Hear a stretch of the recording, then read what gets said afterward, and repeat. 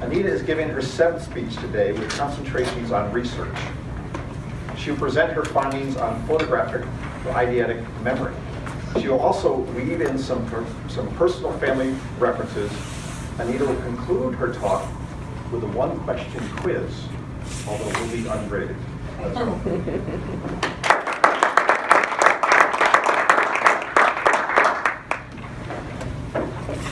It is not fair. Those of you who have raised children have heard those 4 words many, many times. I have 2 children.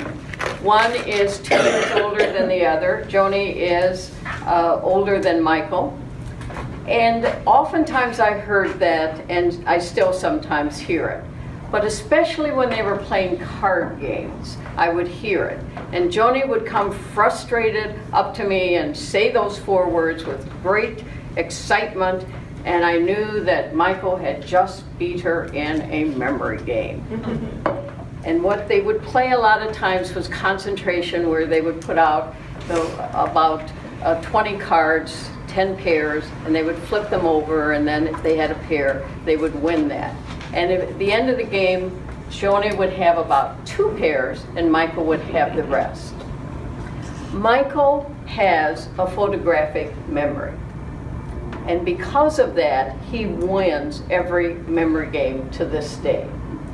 Both children are very competitive, and Joni still doesn't like that.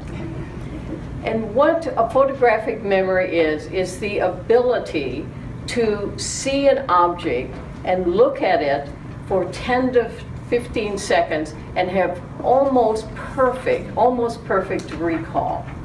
And he can do that extremely well. The technical term is eidetic memory, and there is a difference between the two. A photographic memory deals with looking at objects, taking it in, and spitting it back in almost perfect memory. If you would show Michael a picture of a house, and you do it today, he would look at it for about 10 seconds, and then he would put it down, and you would say, were there any bushes in the front of the house? And he goes, well, yes, Mom, there were 3 on the right side and 2 on the left side, and they were sitting right under those windows that had 16 panes in them. And then he would continue to talk to you about it. And that is a photographic memory. Now, an eidetic memory is the same, but it also does auditory sounds, where you have almost perfect recall if you hear something. And an example of this was many years ago when Michael and Carla were about to get married. Michael suggested that we, and that's Carla and me and himself, take dancing lessons, because he, as he said, had the unfortunate situation of having 2 women that had no sense of rhythm. And he was right. So we went to the dancing lessons, and I was trying to get what the dance was going to be between us, and I wasn't getting it. And the dance teacher said to me, it's not complicated, Anita, it's 1, 2, 3, 1, 2, 3. I go, okay. Michael says to the dance instructor, sir, I'm sorry, it's not 1, 2, 3. There's a half note there right after that 1. And so they had this conversation, they play it, and Michael was right on this. Now, some of the interesting facts about photographic memories is that people are not smart. All people that have it are not smart. It has nothing to do with IQ. People are all over the scale on this in regard to being smart and not smart. Another interesting fact is it's not perfect, and I kept saying almost perfect recall. Sometimes people can just totally blank out and go, I don't know, I just can't see it today. But it comes back to them. Not only does Michael have a photographic memory, but his father had a photographic memory, and his grandfather had a photographic memory. So it seems to go down the male line of the Tebbys. And a story that my husband used to tell in order to explain it was he joined the Army shortly after high school, and after basic training, they give you all kinds of tests, and he was very interesting going into the information area. And so he said they gave him a test, and other folks that were in the room, and it was a stack of maps, very detailed maps.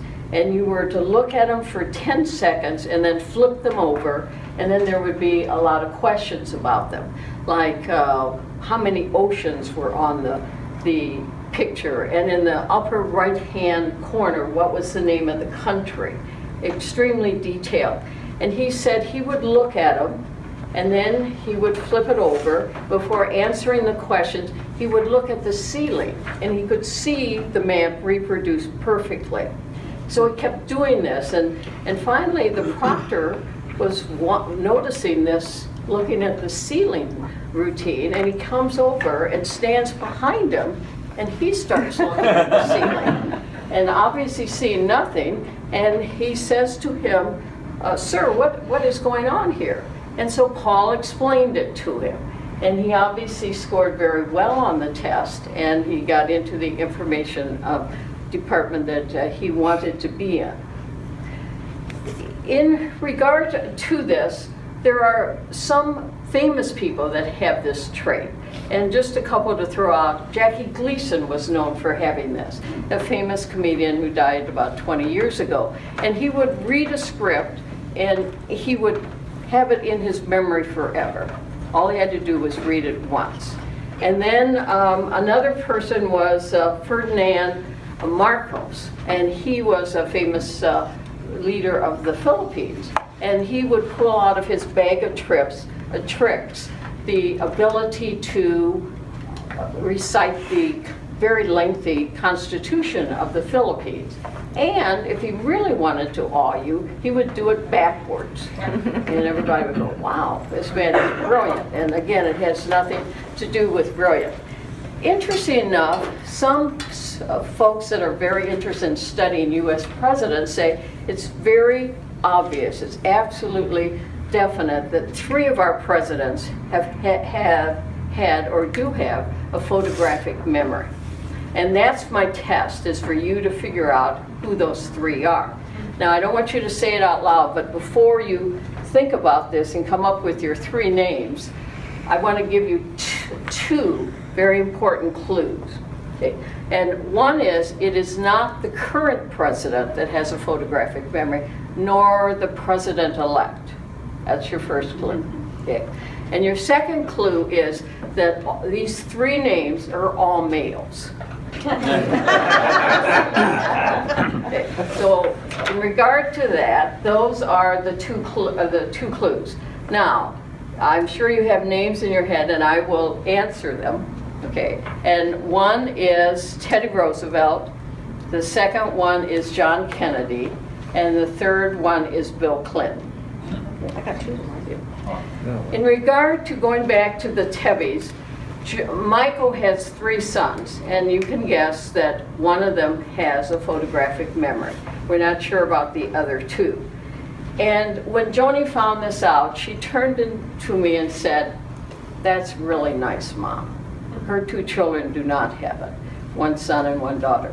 And she said, "It is not fair."